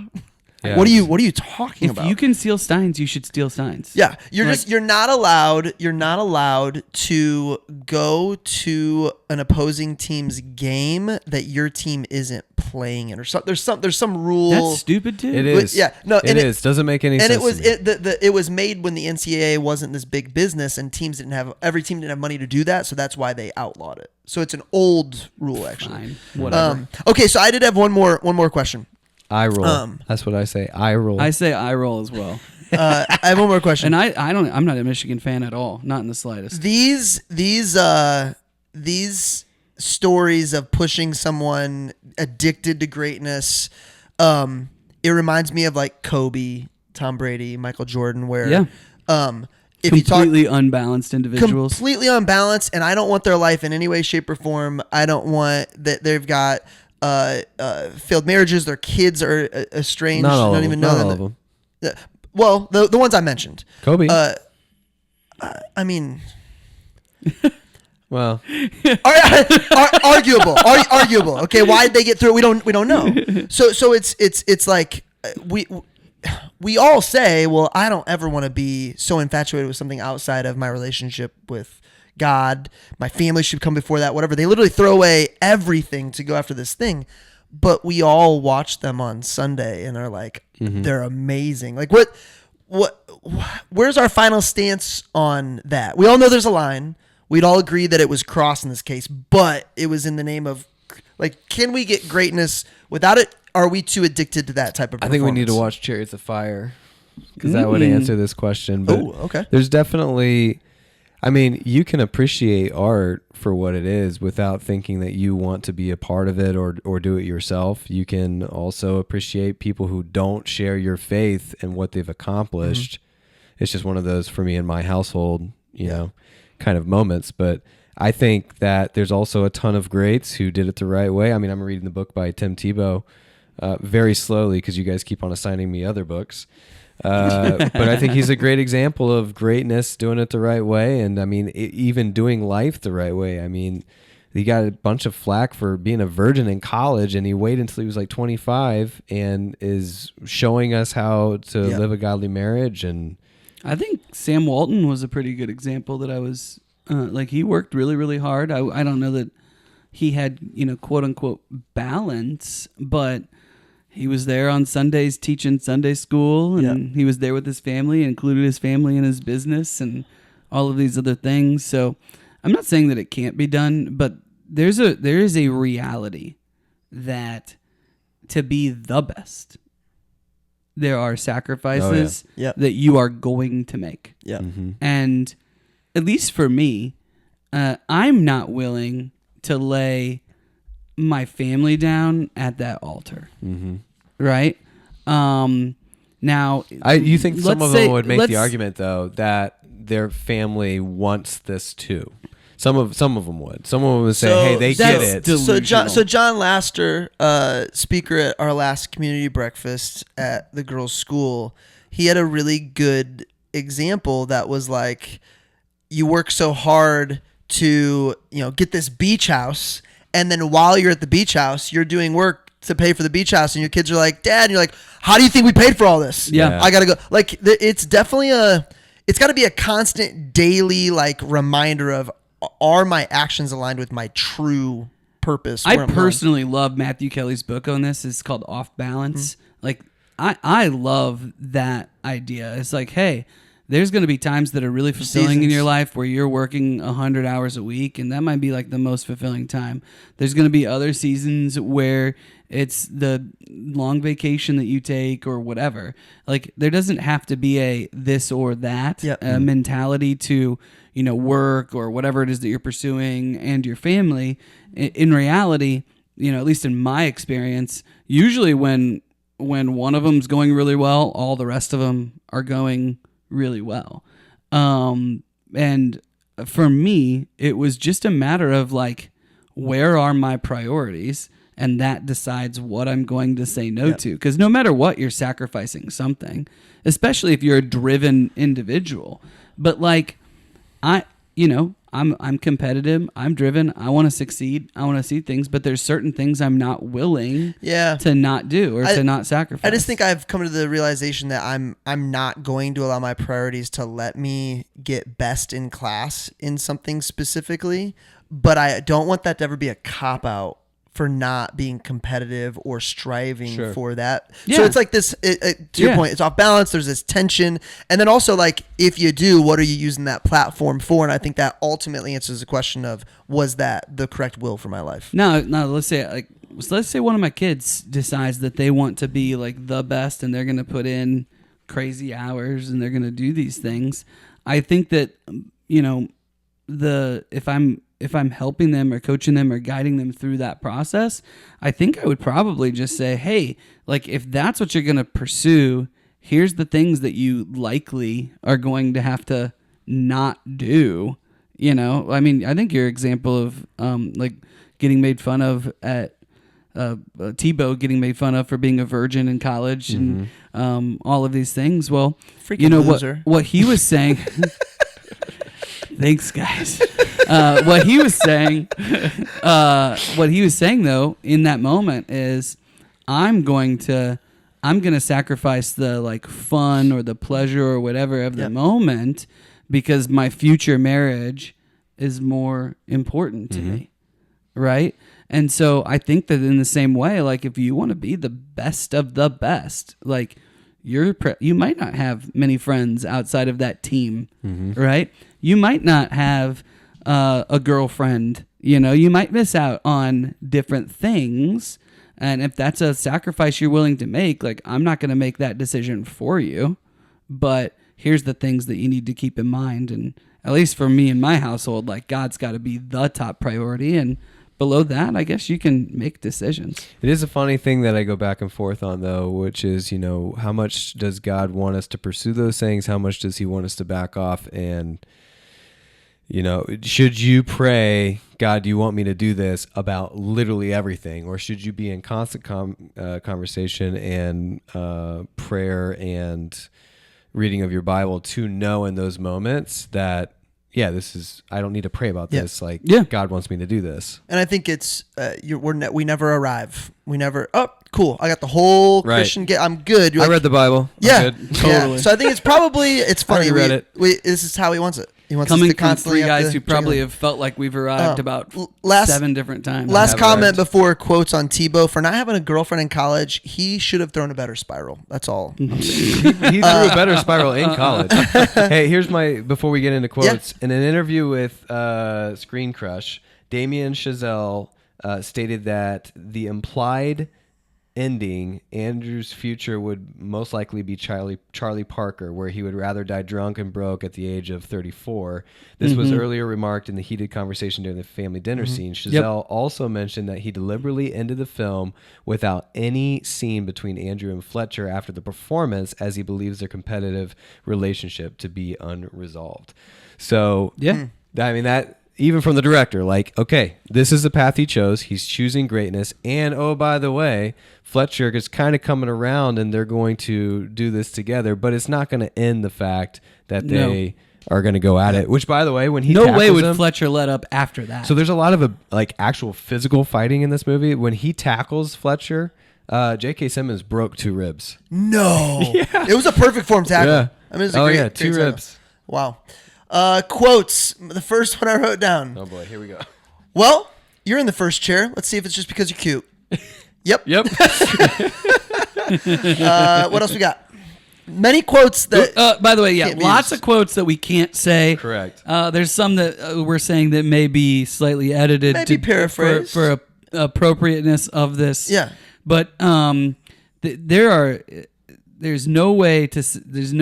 Like, J.K. Simmons' character is extremely inappropriate and abrasive. But I think realistic, especially whether it's like for the time or whatever, like, there are coaches and teachers and places where he's very realistic. Spot on, in my opinion. I like at the very beginning, that very first scene, he goes in there. He's got Andrew playing the drums in that room by himself. He's messing with them already. And then while Andrew's looking down and playing, he just leaves. Andrew looks up, and he's not there. And then all of a sudden, the door opens. Andrew's like, "Oh," and he goes, "Oopsie daisy, forgot my jacket," and then just leaves again. By the way, completely another laughed. game. Yeah. He left it on purpose. Yeah. Yeah, without a doubt. Oopsie daisy. Oopsie daisy. Oopsie daisy. You already mentioned this, but there are no two words in the English language more harmful than good job. I think I'm more and more sold on that. I need to hold back the good jobs. Still give some, but it doesn't need to be my immediate response. If everyone does a good job all the time, then nobody does a good job. Or you picked a great team. Probably your example. I loved "It's my part and I choose who to lend it to." It's That's definitely one you can use with your kids. Yeah. I use that all the Yeah. time with my kids. I'm Yeah. sorry. You don't own that. This is I my- own that. This is my toy. No, it's my toy. Make your And own money, buy your own toys. I'm taking this back, actually. How about when he's trying to kind of ask the girl, when he asks the girl out finally, and she just says, "Please go away." Yeah, I thought that was She hilarious. totally got me because I haven't watched the movie in forever. I'm like, oh, all right, this is not great. I'd love to teach my girls to respond that way because, like, if the guy isn't gonna continue to pursue you, yeah. then he's not worth it. It's not worth it. Fair. How about this one? Not quite my tempo. You're in panic mode watching that because Not you know quite. what's coming. Not You quite. know, I didn't realize until you said that. I was in panic mode the whole time. He's being nice, and he's like, "Oh, it's good, it's good, it's good." Yeah, no, you're fine. You're You're fine. just waiting You're because like- you know he's gonna explode. Yeah. Oh, Another great example of a movie, these are what make movies great. Is like watching them the second and third time is where you finally see things that you never saw before. So like I actually really like watching movies the second time because knowing he's about to throw a chair, Yep. you're like, not quite my tempo. Yep. And you're like, and then he pauses him again, and he's like, a little fast. That's okay. It's okay. Yeah. You're just getting so panicky when he's doing that. In the same moment, either you are deliberately out of time and sabotaging my band, or you don't know, which I'm afraid is worse. That was the main line in the short. So when he's when he's doing the short, he's really emphasizing that. How about the scene where were you rushing or were you dragging? Hey, if you're waiting for Brett to speak, he's peeing right now, and it's a big stream, just like normal. Yeah, are you rushing or are you dragging? So you do know the difference. Yeah, that scene, they practice not hitting each other. Yeah. And then they both agreed, hey, You're just going to have to hit. I'm going to hit you. Yeah. And I wondered, so I read that and I was like, is that one of those things? Because the whole, we got to be careful about how we talk about this. The whole Me Too movement, a lot of actresses piled on certain actors and tried to lump them in with that. And I wonder in that moment if it was possible, if Miles Teller, or if J.K. Simmons, I think if J.K. Simmons was worried where he's like, if I tell Miles Teller, I think I should hit you in this scene, and he agrees to it, and then afterwards feels like it was too far or abusive, he could say he coerced me to do it. And I wonder what that dialogue was like when they were going back and forth. Like, I think I should actually hit you. Like, it's going to be realistic. Yeah. I wonder what that conversation was like. You have to have a lot of trust in the other person to be able to agree, I'm going to hit you in this scene. Yeah. I wonder if there's anything that's signed off ahead of time. I'm sure there's a bunch of things now that are added to contracts. Sure. I actually wondered if they physically signed, Yeah. I'm okay with him hitting me in the scene. I almost feel like there's got to be enough lawyers involved that has to. Maybe. I mean, think about Fight Club in '99. This would have been 10 years before that. Where Norton just punches Norton him just with punches him in the ear. Come out in, when did this come out? 2014. Okay. So 10 years ago? So 15. Are you one of those single tier people? I thought that was hilarious. I might use that at some point in my life. I don't understand. What was that? Because he's like making Andrew cry right there in that very first one. Oh, single and he's tier. And he's like, Yeah. oh my, bunch of expletives. And he's like, are you one of those single tier people? Yeah. Quotes? More? For the record, Metz wasn't out of tune. You were Erickson, but he didn't know, and that's bad enough. There's a lot of insults that really made me laugh that I can't write down. But you actually look like a leprechaun. I thought that was pretty funny because he did look like a leprechaun. Neiman, you earned the part. Alternates, will you clean the blood off my drum set? Mm-hmm. That was pretty epic. Are we out of quotes? I've got one more. Go for it. Final words in the movie. Just epic for me when he says, "I'll cue you." Why do you like that so much? You texted the group on that. It's just the moment that he realized, I'm the drummer. You might be is it conductor? Yeah, I'm in control. This is my show. I've claimed this. I'll let you know when it's time.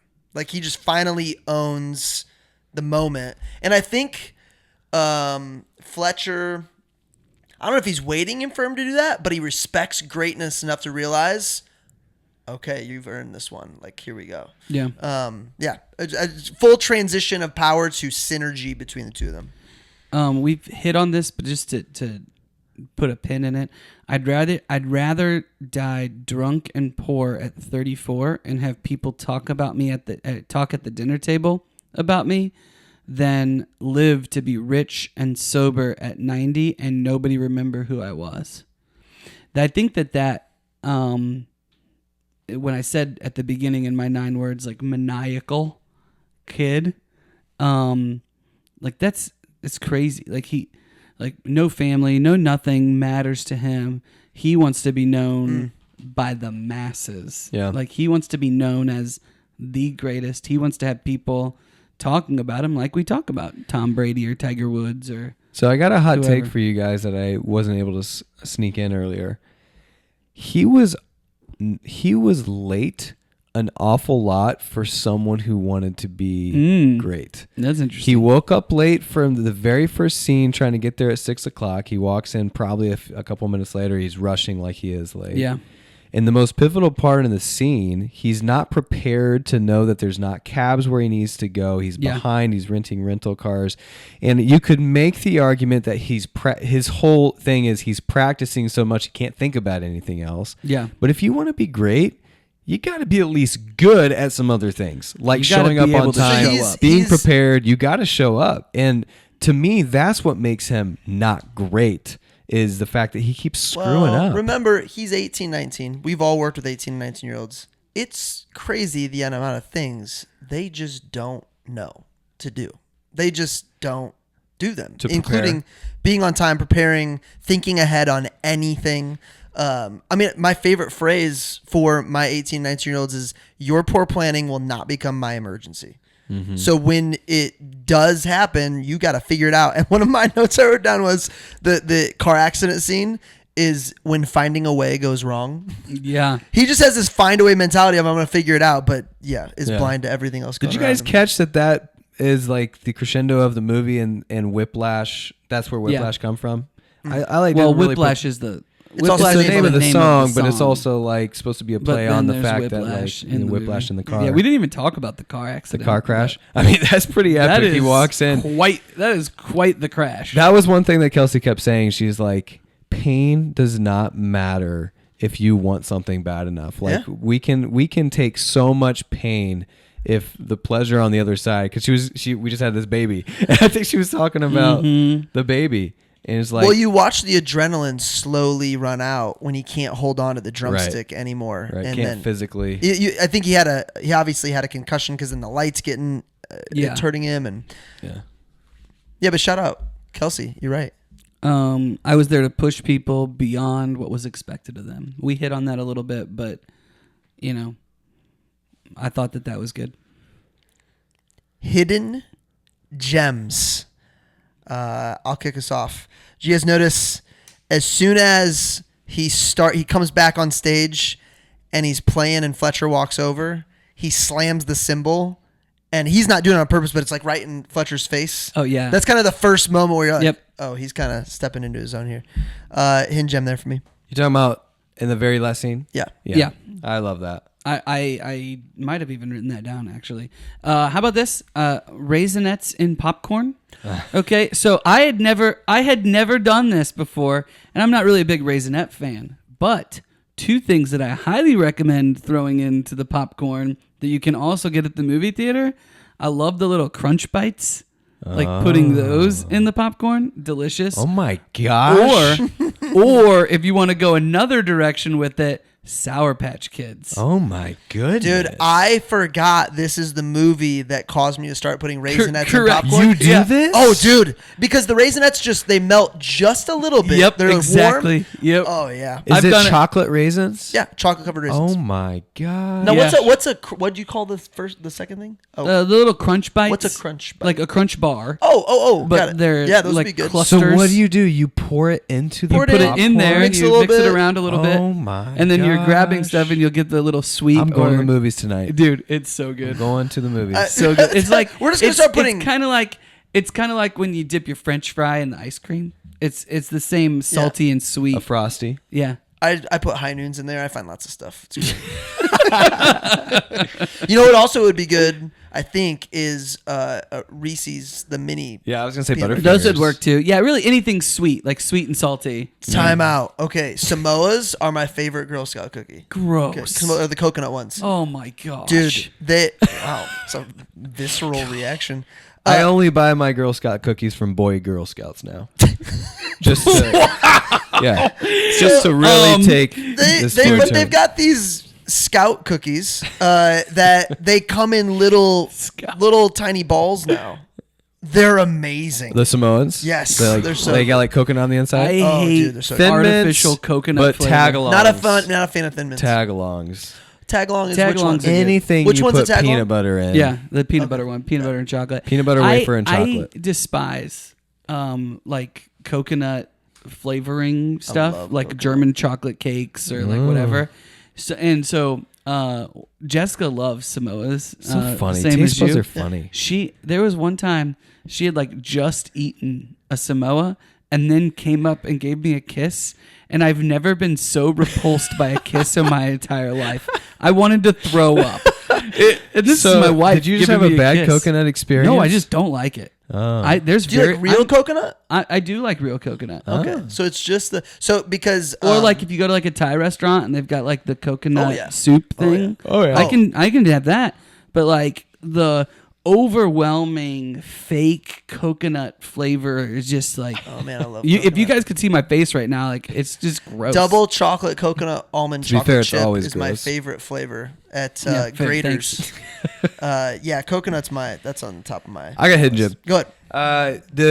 Every time Fletcher gets ticked off or abuses a different drummer, the alternates are always smirking. Yeah. In all the scenes, like except for like one scene where they're in panic mode because they're about to be next. Yep. But like in the scene where the Irish kid gets up there, as soon as he fails within seconds, Andrew's like, yeah, we saw this coming. But then he's confused when he can't get it either. Yeah. They admit that in the movie, and the director admits that sometimes when Fletcher's saying that's not my tempo, it actually was. Like many times, Yeah. he's just messing with it. He's just truly. screwing with him. Yeah. Which I figured was the case. There's lots of fun shots that they've got, like incredible shots like from down below the drum that I really loved. Mm-hmm. Or one that I just thought was great was when he's practicing by himself and he's sticking his bloody hand into the pitcher of water. Yep. And you see Mm-hmm. the blood. Like I love when directors choose to I see, yeah. do those kinds of things. I think it adds a lot to the movie. You feel a little tension in the final scene when the band walks on stage. Teller's the last one to walk on, and he walks past J.K. Simmons, and someone's putting his jacket on. Someone's putting J.K. Simmons' jacket on him, and he glances and kind of smirks. He at knows Teller, what's about to happen. and like, Oh, I didn't catch that. I that's my last hidden gem. yeah, Is he knows what's he's- about to happen. Yeah, it's very eerie Oh, because rewatch it. it's like a smirk where you can't tell. He's like, "Hey man, we've come full circle. Thanks for coming. Thanks for coming back." Or, "I know something you don't know." I thought it was an I know something you don't know, but in a very clever way. Yeah. Yeah. The last hidden gem that I had written down, I thought that Connolly was perfectly cast. He's the one that the redhead or whatever that just looks Yeah, like doesn't fit. he just looks like a tool. I'm using you. And That's a really like, great he way was to put like it. perfectly cast. Yeah. Because you just hate him. Like he's terrible. He thinks he's good. Like he's like good looking enough that he like thinks that that's gonna. Yeah. He like, wasn't a drummer, by the way. He learned how to play enough to look like he knows in 3 weeks. Oh, wow. Which there's some takes where there's no way it can be a double. It has to be him. I'm like, that's pretty impressive. Like to at least look like he can play a jazz, situation. So I missed this because what you're saying made me realize Simmons picking Ryan Connolly is almost like a decision he made when he was drunk, and then he gets sober in the next scene and realizes he has no idea why he picked him. Well, and Andrew's like, "Are you kidding me? Yeah. Him? No. But then he's like, oh yeah, hey man, can I use your sticks? Yeah. Oh. That's cool, right?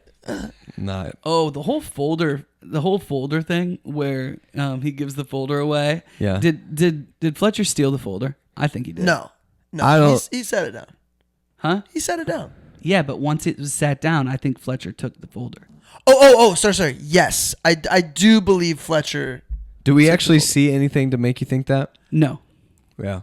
It's on a seat. That's why I It's asked on that a seat. question. Is all you see him put it down on the seat and then go and get a soda that's close by. It's so funny because I remember thinking that Fletcher did do I think it. Fletcher took it, but you never know the answer to that. Well, he would definitely be looking for an opportunity for you doing anything stupid, like giving the folder to Neiman. Yeah, why would you do that? Yes, but the guy can't even show up on time. Jeez. Also, needs sheet music no matter what. What was his medical situation? Well, he was saying it was a medical situation. Yeah. I just heard peanut allergy. It's a crutch. That's what it is. Peanut. I heard peanut allergy. That's what is that thing? Yes, all peanut allergy is a thing. I know. Any more hidden gems? Ratings. I wanted to say 9, but it's 8. It's an 8 for me. What? It's an 8. I do not know this kid's rating. It's an 8. It's an He 8. picked it for his birthday and still gave it an 8. It's an 8. It's a great movie. What have you ranked 9? Have you only ranked The Boys in the Boat 9? Boys in the Boat was 9. Parasite, right? Didn't or wait, what did we? No, we all did. We all Boys in the collectively Boat did Boys in the for Boat. 9. That's I think our only across the board 9. I feel like I have one more 9, but I'll look it up. What's a 9 for? I had Gladiator was a 9. Yeah, we've got plenty of 9s. Yeah. He is supposed to be like. I feel most like in elite the movie critic of beginning all time. I was higher Pretty than sure. all of you Didn't he guys. give a Knight's Tale a 9? Maybe. No, I did not. Well, hey man, it's an 8. It's an 8 for me. All right. If I was doing Oh, decimals, I think you gave Grohl's book a 9. McConaughey.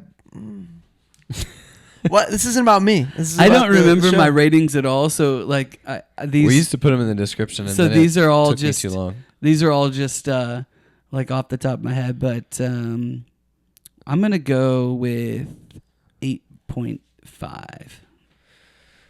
I think I'm gonna change my number. No, don't change. I You're think I'm at gonna 9. change it. Were you gonna say 9? I was gonna say 9, Yeah. but I think If it probably is by the an way, 8. if I was you guys and I didn't have points, I would give it a 9. Yeah, I don't know. It's between an 8 and a 9. I think if it's gonna be between an 8 and a 9 for me, I almost always have to go 8. I That's how understand. I feel too. I feel like an 8.9 is actually an 8. Yeah, because a because 9 9 is is so revered. Yeah. Which if I was doing decimals, I would feel comfortable saying 8.9. Yeah, good movie though. Whoa, that's interesting. Yeah, but a 9 is a 9. I mean, that isn't the way that I would think about it. But you're like an you're A welcome plus to do what you is want. 100%. An A is 91 to 99. Right? Again, So- remember this is on a 9 scale. This is Yeah. out of 9. Yeah, out of 9 points, out of 9 9 points. total points. Yeah, 8.5. I feel really good about that. Yeah, love I love this movie. that's what IMDb gave it. I love this movie. Love this movie. What's next? We got Man's Search for Meaning. Viktor Frankl. Yeah. Fascinating. A psychologist, right? A doctor that is put into concentration camps and is then able to view this through the lens of a psychologist, not just other people's experiences, but his own, and writes about it very shortly after. And he writes it all in a matter of days. Yeah, I think he said like 4 or 5 days, something like that. At Yeah. some point. Yeah. Not a long read, but fascinating. You could definitely listen to it before the next episode comes out if you want to hang out with us and read it. Yeah, I'm big on you know, that you don't control a whole lot, but man, attitude is the big thing. His attitude toward the whole situation, everything makes me think I probably have a little bit more control over my attitude than I believe. Pretty awesome read so far. We're doing a movie too. I don't know what the next movie is. We well, to kick off the episode, we said that's right. we could do a horror family film. A horror family film. Yeah. And then we said Willy Wonka. Willy Wonka. We're gonna do fired up. family. I love family Willy Wonka. film. Willy Wonka's great. So that's what we're doing. I could probably do Willy Wonka right now. You lose. You get nothing. Good day, sir. Willy? You stole fizzy lifting drinks.